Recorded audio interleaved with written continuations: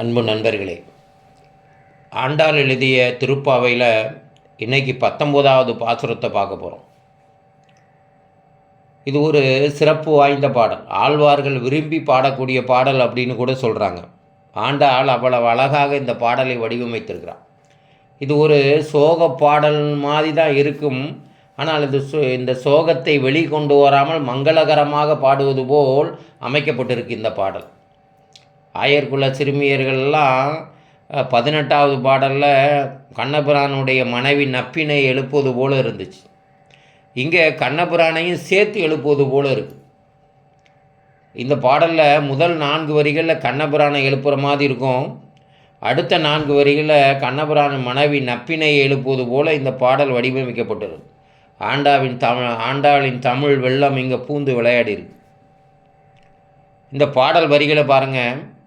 குத்து விளக்கெரிய கோட்டுக்கால் கட்டில் மேல் மெத்தென்ற பஞ்ச சயனத்தின் மேலேறி கொத்தலர் பூங்குழல் நப்பினை கொங்கை மேல் வைத்து கிடந்த மலர் மார்பாவாய் திரவாய் மைத்தடம் கண்ணினாய் நீ உன்மணாளனை எத்தனை போதும் துயிலள ஒட்டாய்கான் எத்தனை ஏழும் பிரிவு ஆற்றில்லாயால் தத்துவம் அன்று தகவேலோர் எம்பாவாய் அப்படின்னு முடியுது. அழகான பாடல். குத்து விளக்கெறிய எடுத்தோன்னு மங்களகரமாக ஆரம்பிக்கிற பாருங்க. குத்து விளக்குன்னு குத்து விளக்கெறிய கோட்டுக்கால் கட்டில் மேல். அந்த ஒரு அறையின் காட்சியில் அறையின் நடுவில் ஒரு கட்டில் போடப்பட்டு இருக்கிறது. சுற்றியும் விளக்கு எரிந்து கொண்டு இருக்கிறது. அந்த விளக்கு வெளிச்சத்தில் அந்த கட்டிலில் கோட்டுக்கால் கட்டில் மேல், கோடு அப்படின்னா யானை தந்தம் அப்படின்னு சொல்லுவோம். யானை தந்தத்தால் செய்யப்பட்ட அந்த கட்டில். ஒரு காலத்தில் கோளைய பீடம் என்ற யானை கண்ணபிரானோட மோதிச்சான். அப்போது கண்ணபிரான் அந்த அழகான யானை அது கோளை பீடம். ஏன்னா அந்த கோளை பீடங்கிறது நம்ம மாவழி மன்னன் இருக்கான் இல்லையா, மாவழி மன்னனுடைய பையன். மாவழி மன்னனோட பையன் ஒருத்தர் தான். அவன் தான் கோளைய பீடமாக மாறினான் அப்படின்னு வரலாறு சொல்லப்படுகிறது. அந்த கோளைபீடத்தின் தந்தத்தை யானையை வென்று அந்த தந்தத்தை கட்டிலுக்கு 4 கால்களாக வைக்கப்பட்டிருக்கிறோம். கட்டில் மேல் மெத்தென்ற பஞ்ச சயனத்தின் மேல். கட்டிலில் பஞ்சு மெத்த இருக்குது பாருங்கள். நல்லா பஞ்சுன்னு இருக்கான். பஞ்ச சயனம் அப்படின்னு சொல்கிறாங்க. இந்த பஞ்சு மெத்தை எதால் உருவாக்கப்பட்டதுன்னா மயில் தூரிகை, இலவம்பஞ்சு, அன்னத்தின் தூரிகை, கோரை புல் போன்றவற்றால் சேர்த்து செய்யப்பட்டதாம். வாசனை மிகுந்த நல்ல அந்த பஞ்ச சயனத்தில் மேலேறின்னு வார்க்கு இருக்கும். கட்டில் அப்போ எவ்வளோ உயரமாக இருக்கும். நம்ம போனோன்னே கட்டிலில் உட்காந்துருவோம். ஆனால் இந்த பஞ்சு மெத்தை மேலே ஏறுறோன்னா அவ்வளோ உயரமாக இருக்கும். அப்போ அந்த யானை தன்னம் எப்படி இருந்திருக்கும் பார்த்துக்கணும். மேலே ஏறி கொத்தலர் பூங்குழர் நப்பினை கொங்கை மேல் வைத்து கிடந்த மலர் மார்பா வாய் திரவாய்.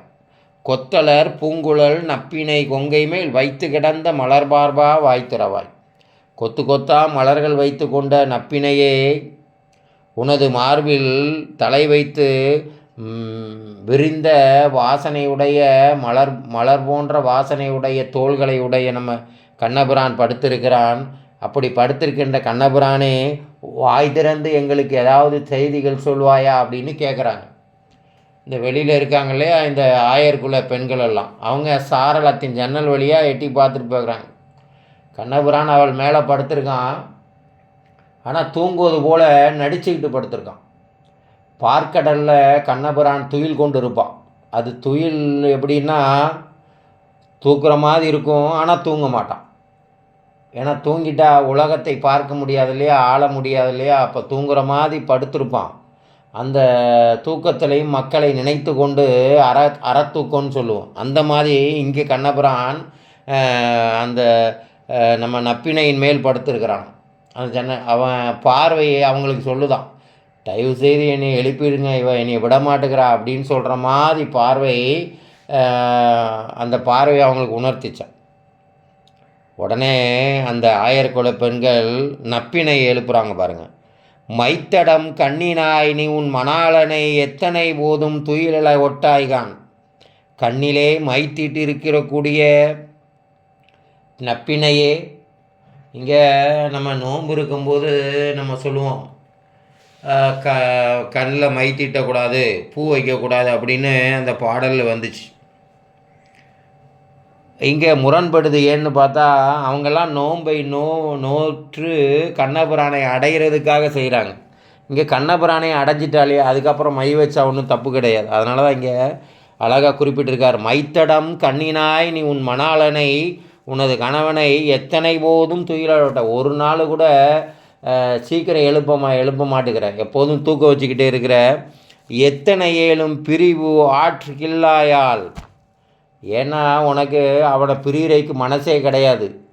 அவளை கண்ணபிரானை பிரிந்து இருக்கக்கூடிய ஆற்றல் நீ இழந்து விட்டாய்.